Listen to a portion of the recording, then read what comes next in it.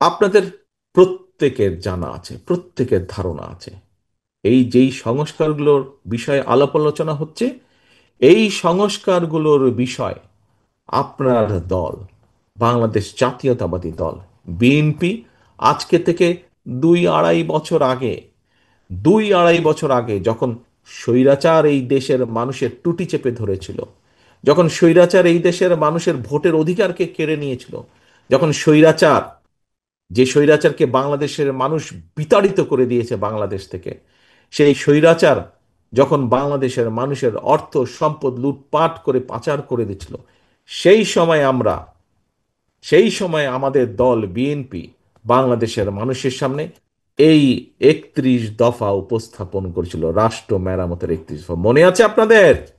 মনে আছে আপনাদের? আচ্ছা, মনে অবশ্যই আছে আপনাদের, আমি জানি।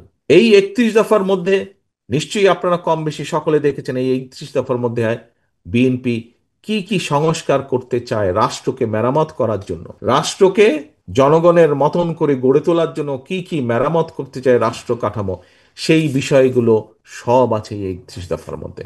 আজকে যদি আপনি আপনার দলের এই 31 দফা এবং অন্তর্বর্তীকালীন সরকারের যে সংস্কার কমিশন আছে সে তাদের বক্তব্য যদি থাকেন, দেখবেন যে প্রায় সবগুলো বিষয়, 2-4টা হয়তো এদিক ওদিক থাকতে পারে, কিন্তু সবগুলো বিষয় মিলে যাচ্ছে।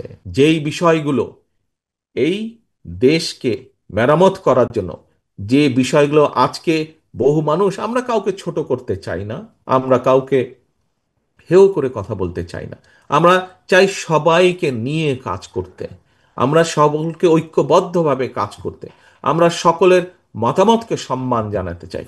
কিন্তু গত 6 মাস 1 বছর ধরে যারা সংস্কারের কথা বলছেন, তাদের বহু আগে আপনি সংস্কারের কথা বলেছেন।